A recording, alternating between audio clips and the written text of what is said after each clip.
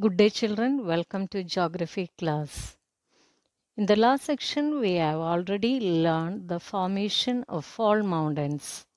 In this section, we are going to learn about the formation of block mountains. Let's start today's section.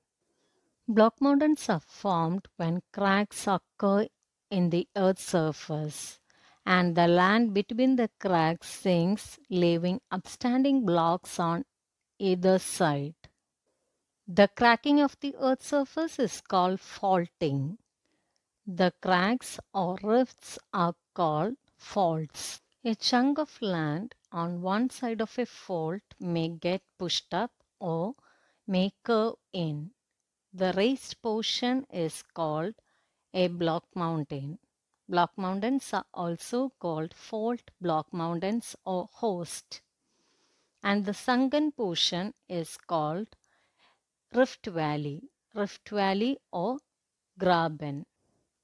The edges of block mountains are steep and the surfaces are almost level. The Vosges and the Black Forest Mountains of Europe are examples of block mountains, and the Rhine Valley between them is a rift valley. In India, the Vindhya and the Satpura ranges are examples of block mountains, and the Narmada Valley between them is a rift valley. There is a chain of rift valleys in the eastern part of Africa.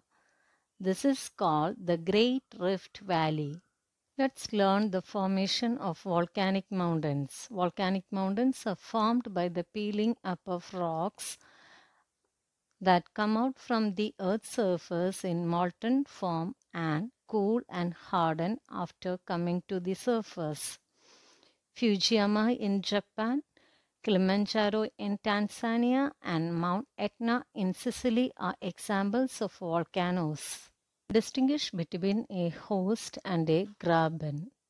A chunk of land on one side of a fault may get pushed up. A raised chunk is called a host. The Vosges and the Black Forest Mountain of Europe are examples of block mountain. The chunk of land on one side of the fault may curve in. The sunken portion is called a graben. The Rhine Rift Valley and the Narmada Valley are examples of rift valley.